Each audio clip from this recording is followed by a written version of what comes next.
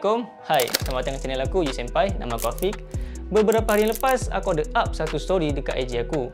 Aku tanyalah followers aku dekat situ, nak tak kalau aku buat simple video tutorial cara-cara untuk pasang PC gaming. Ramai jugalah yang respon nak tengok ataupun setuju suruh aku buat. Even dekat Twitter pun aku ada post and ada kawan aku yang nak belajar pasang PC juga. Tapi itulah, ada juga segelintir pihak yang tak setuju dengan aku. Dia siap suruh aku diam pula tu. Yang ni lah dia.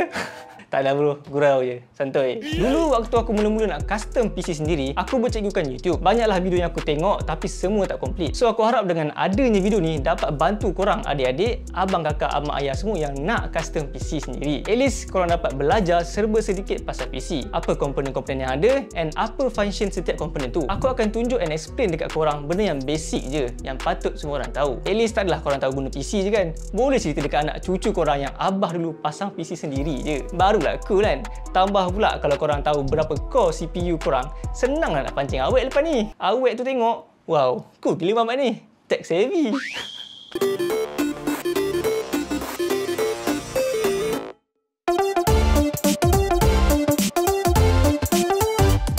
Motherboard adalah satu komponen utama yang menjadi tulang belakang sebuah komputer. Sebab kat sini, kita akan gabungkan ke semua komponen dan juga wiring untuk diorang communicate each other. Communicate antara komponen dengan komponen lah. Sebab itulah dia dipanggil motherboard. Ibu segala papan. Jenis motherboard ni ada 4. Dari sekecil mini ATX, micro ATX, ATX dan paling besar sekali adalah Extended ATX. Apa beza antara keempat-empat motherboard ni? Lagi besar motherboard korang, lagi banyak features dan upgrade components yang user boleh sumbat dalam ni. Aku akan explain sikit simple layout bagi sesebuah motherboard. Dekat tangan aku ni sekarang ada sebuah micro ATX motherboard daripada ASRock B250M. Mungkin kalau kali pertama korang tengok, korang akan pening lah. Tapi sebenarnya dia simple je untuk korang faham. Dekat bahagian atas tengah petak ni, ini adalah slot untuk korang letak prosesor korang. Okey, di sebelah kanan ni adalah slot untuk letak RAM. Dia ada bagi 2 slot, maknanya 2 ketul RAM korang boleh letak dekat sini. Di sebelah kanan ni pula dia ada 24 pin untuk korang power up the whole thing yang ada dekat dalam motherboard ni. Lepas tu kat bawah ni kita ada port untuk letak SATA cable. Ini di mana kita punya storage akan bersambung kat sini nanti. Lepas tu kita ada heatsink untuk sejukkan dia. Lepas tu kita ada bateri CMOS. Bateri CMOS. Lepas tu dekat atas bateri CMOS ni kita ada PCIe slot untuk kita letak, kebiasaannya orang letak graphic card ataupun korang juga boleh letak Wi-Fi card ataupun audio card, semua macam-macam kat sini lah boleh letak. Lepas tu kat atas ni kita ada slot untuk letak storage juga. Okey, ini Ultra M.2. Maknanya lagi laju lah storage kat sini. Ini untuk SSD M.2. Okey, lepas tu kat atas ni kita ada e-cap, kapasitor semua. Kat sebelah kiri ni pula kita pusing I/O panel. Ini di mana tempat letak input dan juga output. Untuk pengetahuan korang, pemilihan motherboard ni mempengaruhi CPU yang kita nak guna. Buat masa sekarang ni kita ada 2 major manufacturer yang buat CPU, Intel dan juga AMD. Sebab apa aku cakap pemilihan motherboard ni mempengaruhi CPU ataupun pemilihan CPU ni mempengaruhi motherboard. Kalau korang decide nak guna CPU daripada Intel, make sure motherboard korang tu mestilah soket LGA. Untuk prosesor AMD pula, soket motherboard dia mestilah AM4. Kalau lah motherboard and CPU korang tu tak tally, guna CPU daripada Intel tapi motherboard soket AM4, memang korang tak dapat lah guna PC tu. Lagi teruk, komponen dia boleh rosak. Next adalah CPU, atau nama IC dia adalah Central Processing Unit. Function CPU ni macam otak kita.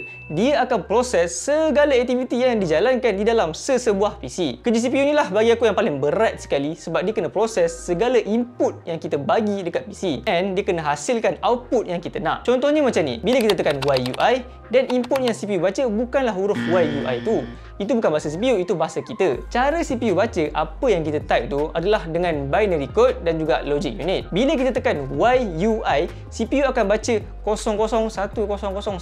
Macam tu lah. Aku tak ingat dulu time belajar ST kat sekolah, aku ingat lah. Lepas CPU dah baca binary code bagai tu, dia akan proses dan terhasillah huruf ataupun abjad ke nombor yang korang nampak dekat monitor korang tu. Beza antara semua jenis CPU ni, lagi banyak core and threads dia besar, lagi cepat and powerful lah CPU korang untuk proses sesuatu task. Untuk bagi korang faham, macam dekat tangan aku ni ada Intel Pentium G4560 jenis dual core. Dalam prosesor ni dia ada 2 core dan 4 threads. Kalau aku guna CPU ni, tak banyak program ataupun software yang aku boleh run dalam waktu yang sama. Tapi kalau PC editing aku yang kat sebelah sana tu yang menggunakan CPU AMD Ryzen 9 5900X yang ada 12 core and 24 threads, aku boleh main game sambil editing, sambil browsing internet and boleh running multiple apps dalam masa yang sama tanpa ada isu PC hang ataupun lag sebab dia punya core and threads lagi besar kalau nak dibandingkan dengan G4560 ni. Basically, kalau core and threads CPU tu rendah, user tak boleh gunakan CPU tu untuk buat kerja multitasking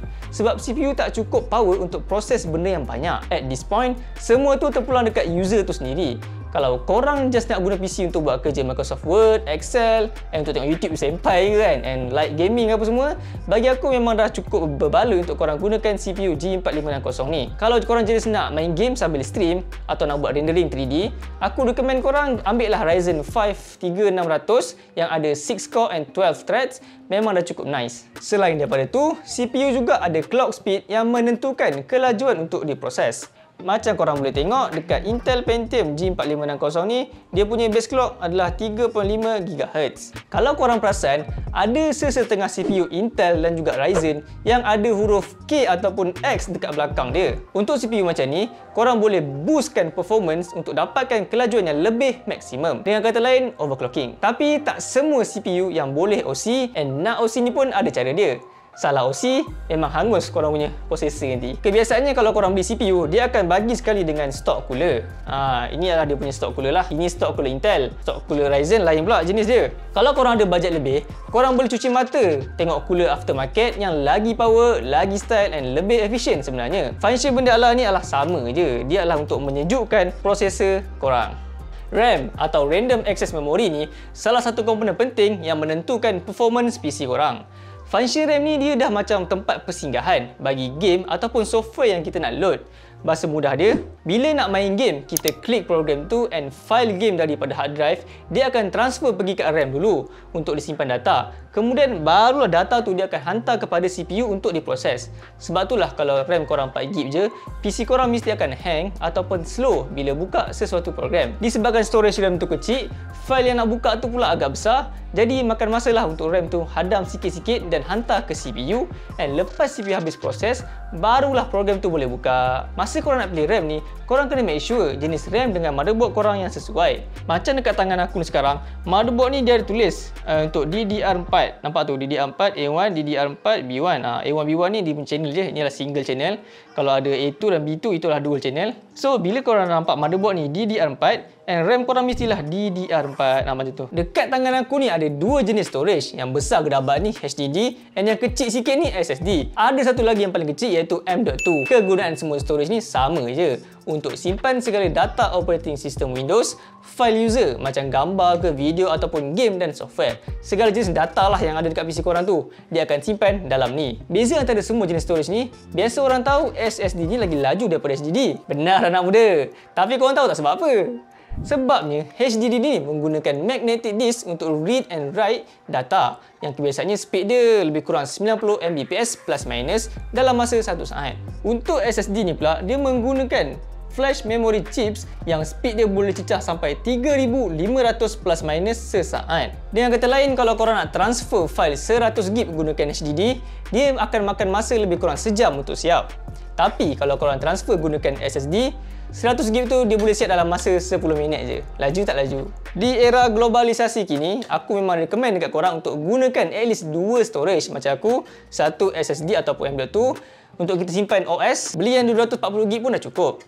Dan satu lagi, HDD ni korang boleh simpan segala data, gambar, video and install game software semua dekat sini, supaya dia tak kacau dengan sistem OS PC kita. Yang ni korang beli 1TB terus, barulah ngam untuk PC gaming. GPU atau nama penuh dia Graphic Processing Unit. Dengan nama dia pun aku rasa korang dah boleh tangkap dah. GPU ni merupakan special processor yang dibuat khas untuk accelerate graphic rendering. Ada banyak jenis GPU korang boleh beli dekat luar sana, dari harga yang paling murah dan harga yang sebiji motor pun ada.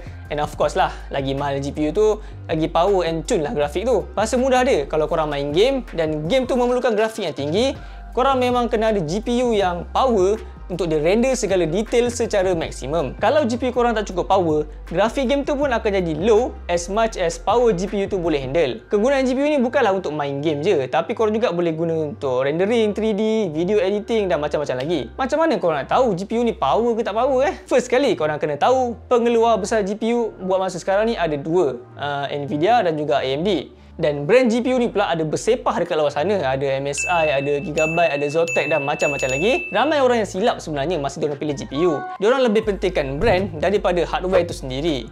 Kalau aku cari GPU, brand tu aku akan letak nombor 2 dulu. Pertama yang aku akan tengok adalah dia punya hardware performance. Nvidia dia ada 1060, 2070 and paling latest sekarang adalah 3090. Kalau AMD pula dia ada Radeon RX Vega, lepas tu RX 500 series, 5000 series and so on lah. Aku tak ingat sangat sebab aku bukan team Red. Aku ambil contoh GPU daripada Nvidia. Apa beza GPU 10, 20, 30 semua ni kan? Tarikh diorang produce ke apa? Okey, aku akan explain paling simple untuk korang faham. Dua nombor kat depan ni, GTX 10, RTX 20, RTX 30 adalah graphic card tu punya generasi. Korang jangan confuse pula antara GTX dengan RTX. Untuk GPU generasi ke-20 dan 30, Nvidia ada develop ray tracing yang fungsi dia akan enhancekan lagi visual graphic PC korang. Dua nombor dekat belakang ni pula, 60, 70, 80, 90 ini semua dia punya model. Lagi tinggi nombor kat belakang ni, lagi power lah GPU korang. Macam kereta lah, lagi tinggi horsepower dia and lagi laju lah dia pergi. Kalau tak ada benda ni, memang tak jalan lah PC korang tu. Ini adalah Power Supply Unit, PSU. PSU ni adalah benda yang paling last sekali korang kena beli. Sebab korang kena buat kira-kira sikit. Benda Allah ni, dia akan power up segala komponen yang ada dekat dalam motherboard korang. Kita cocok dekat plug rumah kita dari AC, dia akan convert kepada DC dan supply kepada semua komponen dekat PC. Banyak pula sih. Cara pemilihan PSU ni, korang kena make sure korang beli PSU yang watts dia cukup untuk supply elektrik kepada semua komponen PC. Cara paling mudah untuk korang buat kira-kira, korang google je PSU calculator. Nanti dia akan suruh korang list down komponen-komponen PC korang dan dia akan calculate berapa watts PSU yang korang kena pakai. Jenis PSU untuk PC ada 3, modular, semi-modular dan juga non-modular. Beza dia just wire ni je. Kalau korang jenis yang tak serabut dengan wire kabel yang bersepah, korang ambil je lah yang non-modular ni. Tapi kalau korang jenis yang minimalist, nak buat kabel management cantik-cantik, korang boleh proceed ambil fully modular. Satu lagi yang best, modular ni korang boleh pilih kabel apa yang korang nak guna. So tak adalah semak sangat korang punya casing kat belakang ni. Last sekali, korang kenalah ada rumah untuk letak PC korang. Masa korang nak cari casing, pastikan casing korang ni support size motherboard korang. Bagi pemilihan casing ni, dia subjektif sebenarnya. Ada orang suka yang kecil, ada suka yang besar and ada juga yang suka bentuk pelik-pelik. Tapi semua ni atas pemilihan korang sendirilah. Aku tak judge Tapi aku nak fokuskan pasal dia punya airflow. Pastikan kalau korang beli casing yang ada intake airflow yang bagus. Benda ni penting tau. Kalau penggunaan casing korang tak cantik, nanti komponen dalam PC korang tu akan jadi panas dan boleh merosakkan komponen. Carilah casing yang at least ada 2 fan dekat depan untuk dia intake angin masuk dan 1 fan dekat belakang ataupun atas untuk dia keluarkan segala haba-haba panas dalam PC ni. Okay, penat dah aku cakap banyak ni.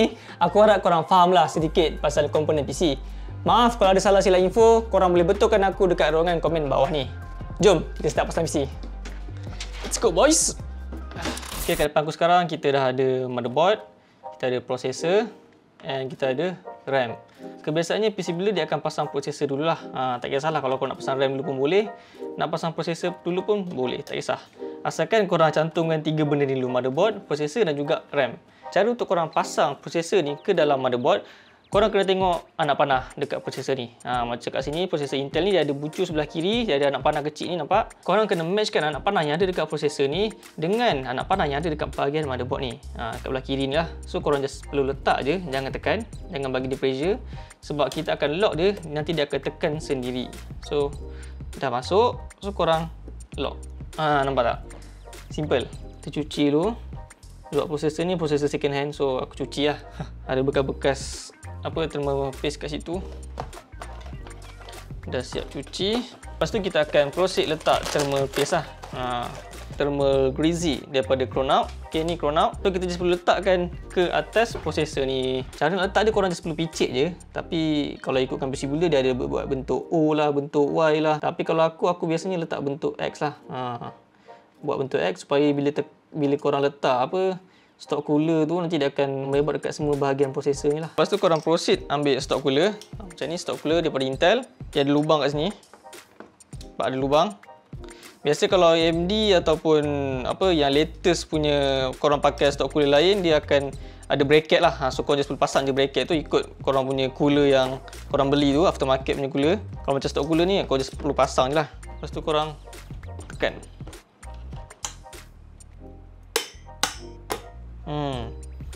Okay, lepas tu korang lockkan ni lah. Biasa kalau aku pasang PC, aku nak tahu cooler ni masuk ke tak, aku akan pegang macam ni lah. Aku akan pegang dia punya stock cooler ataupun cooler yang aku pakai tu. Aku goncang-goncang ni, tak ada berat, tak ada apa, tak ada bunyi, tak ada apa, tak ada longgar, maknanya okey tu, ketat.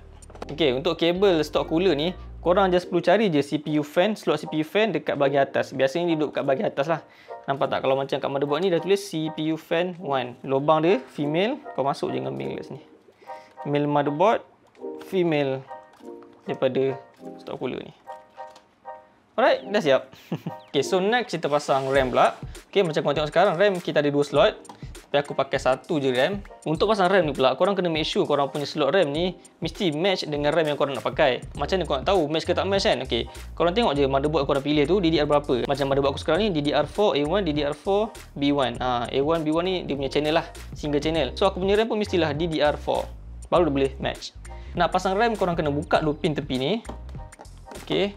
Lepas tu korang perlu matchkan gigi dekat RAM ni. Aku panggil gigi lah kot. Aku tak tahu nak panggil apa sebenarnya ni. Gigi ni dia ada satu side yang pendek dan panjang tau. So korang kena matchkan gigi dekat motherboard ni juga. Yang satu rail mesti pendek dan panjang. So korang kena samakan lah. Jangan terbalik lah. Tu bila korang dah confirm gigi dia sama, korang masukkan je and korang tekan sampai dia bunyi klik. Macam tu. So bila dah bunyi clicky macam tu, maknanya dah masuk. Settle. Motherboard, processor, stock cooler, RAM. Settle. Okay, so next kita boleh proceed masukkan motherboard kita ni ke dalam casing. Jom. So ini casing kita. Okay, kita buka dia punya tempered glass. Korang kena ambil IO shield panel ni, korang letak dekat belakang korang punya casing. Okay, lepas tu korang ambil motherboard yang korang siap pasang tadi tu, korang alignkan IO shield panel tu dengan input output yang ada dekat bahagian motherboard ni. Okay, so korang masukkan je macam ni, make sure align mesti dia selari bulat dia tu, dia punya rumah dia tu mesti masuk. Okay, bila dah clear, korang boleh lock, korang boleh screw motherboard korang ni ke casing tu. Terima kasih kepada produk Xiaomi ni yang memudahkan kerja aku untuk screw dan juga unscrew benda-benda kecil.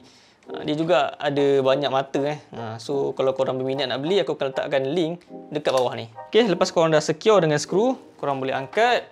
And kebiasaannya aku akan proceed pasang dia punya power supply lah kat bawah ni, PSU. Aku menggunakan FVF punya power supply 550 watt. Lepas tu korang boleh terus masukkan dia punya power supply. Korang boleh terus lock lah, kunci terus. Sedikit tips and trick lah aku nak ajar korang. Kalau nak screw, korang kena screw selari bentuk X macam ni dulu.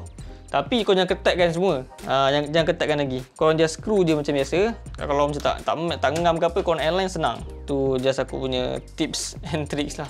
Sebab biasa kalau korang dah ketatkan, nanti tiba tak muat, korang kena longgarkan balik. So bila kau dah match macam ni, barulah korang boleh ketatkan. Okay, so next korang cari wire daripada power supply ni. Korang cari 24 pin punya kabel. Korang akan jumpa yang besar gerabak ni. Okay, ini adalah 24 pin. Korang akan cocok ni dekat bahagian motherboard lah. So korang cari lubang and masukkan je. Lepas tu korang cari kabel untuk supply dekat kita punya processor lah. Dia akan bentuk macam ni, 4 tak apa 8 pin. Kalau CPU motherboard korang lagi perlukan power yang banyak, lagi banyak pin lah kena masuk. Macam motherboard ni 4 je, so ambil 4 lah, 4 pin. Lepas tu korang ambil je kabel 24 pin tadi tu, korang masukkan dekat bahagian motherboard ni. Untuk CPU kita pula, korang cari dekat bahagian atas CPU kita punya fan stock cooler ni. Biasa cooler kan dia akan belah bahagian atas lah. So nampak kat atas ni ada hitam ni. Nampak tak? Alright, so aku dah berjaya pasang power untuk CPU dan juga kita punya motherboard. Lepas tu kita akan proceed kepada kabel dekat bahagian belakang ni. Okay, lepas tu cari kabel daripada power supply ni yang bentuk dia macam ni. Ni aku lupa nama dia apa. Biasanya bulat ni bulat ni biasanya dia mesti fan punya ni lah, power untuk fan. So korang cari dekat casing punya ni. Okay, kalau yang casing korang datang sekali dengan fan, dia ada benda ni. So korang perlu masukkan je. Lagi banyak fan, lagi banyak lah korang kena pasang ni. Nak pasang ni korang just perlu sambung-sambung je lah. Nampak tak? Sambung. Lepas tu korang cari kabel SATA. Ni power SATA lah. So korang bentuk dia macam ni, bentuk macam sepet sikit. Lepas tu ada bentuk U, bukan U, bentuk macam L tu. Lepas tu, okay, korang ambil korang punya hard disk ataupun SSD korang macam ni, nampak? Dekat bahagian ni dia ada dua slot tau. Satu untuk power, satu untuk SATA kabel. Okay, so korang masukkan dekat bahagian power ni. Power SATA ni, alright. Lepas tu yang satu slot lagi, inilah untuk kita masukkan SATA kabel lah. So yang kita dah masuk tadi, kita masuk power SATA daripada PSU, masuk sini. SSD. Lepas tu SATA kabel ni daripada sini kita akan masuk connect dengan motherboard kita. Okay. So kalau korang ada hard disk pula, sama je dia punya step. Korang perlu masukkan dia punya power SATA kat sini. Lepas tu SATA kabel kat sini. Lepas tu korang masukkan ke dalam casing korang. Kita kasih lock. Alright. Dah cantik. Malah aku nak screw bawah ni. Kalau korang rajin korang screw bawah ni. Yang SATA kabel tadi ni kita masuk ke depan. Bawa masuk ke depan. Sebab kita nak connect ke motherboard. Lepas tu yang lain ni korang boleh simpan lah. Lepas tu korang akan nampak sekumpulan kabel ni yang datang daripada kita punya casing ni. Kita punya casing ni.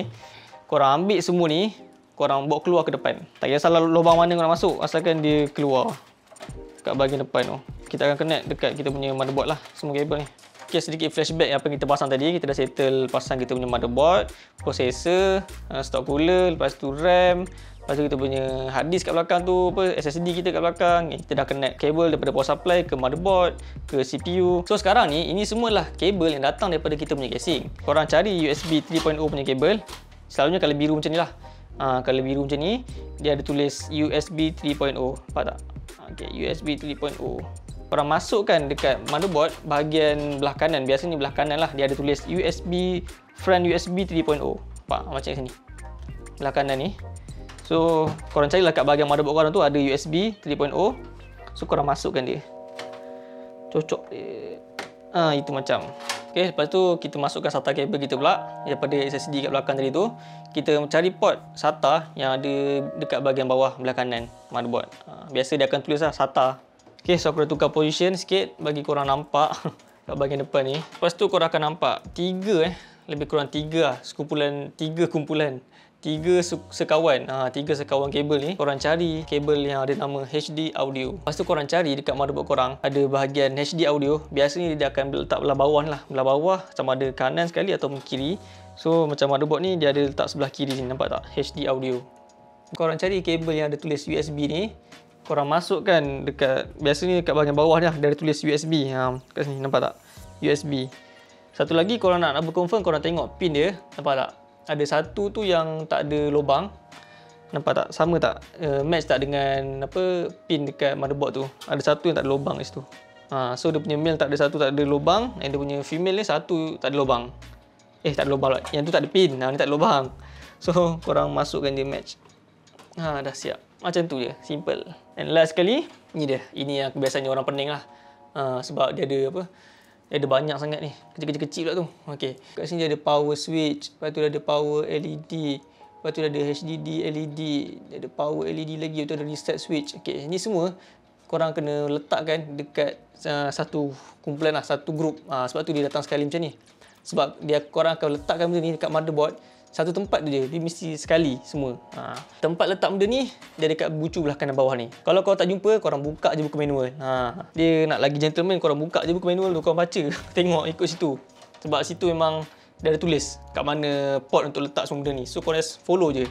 Biasa aku tengok kat motherboard je. Dia ada tulis kat situ lah. Nampak tak dekat pin belah bawah kiri tu dia ada tulis power LED plus.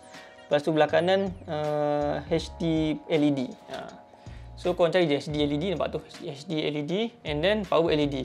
So korang masukkan saja.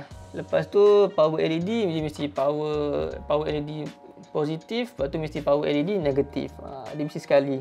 Okay, lepas tu tinggal lagi dua je kabel kecil ni. Kita ada power switch dan juga reset punya switch. Korang tengok dekat motherboard korang tu balik, power switch dekat kedudukan belah mana. Macam kat motherboard ASRock ni dia punya power switch sebelah kiri and dia punya reset switch sebelah kanan. Pin sebelah kanan. So power switch sebelah kiri. Okay, kita masukkan.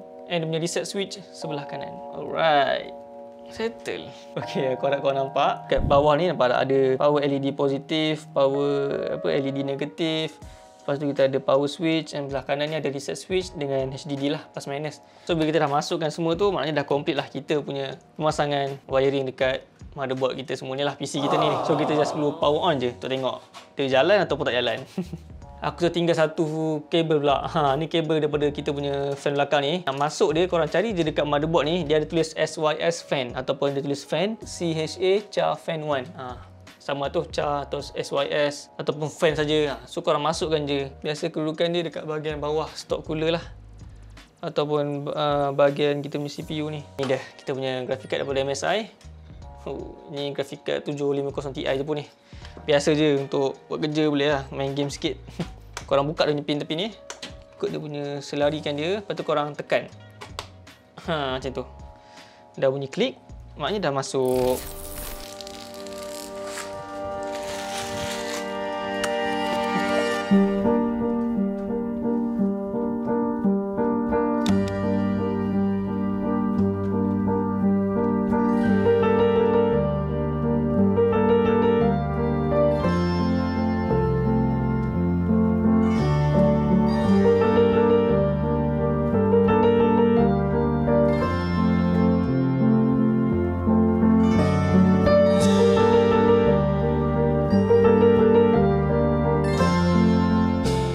Settle juga kita pasang PC gaming hari ni. Macam mana geng?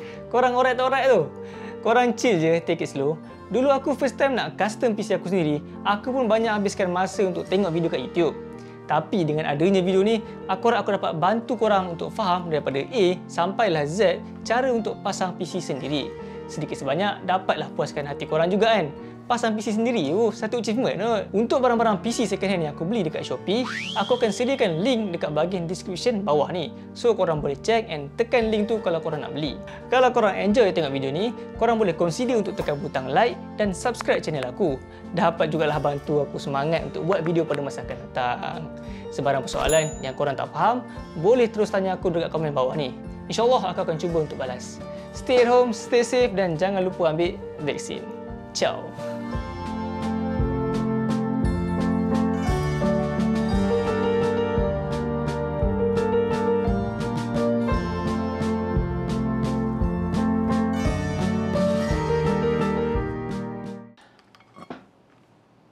Dah habis kan? Dah?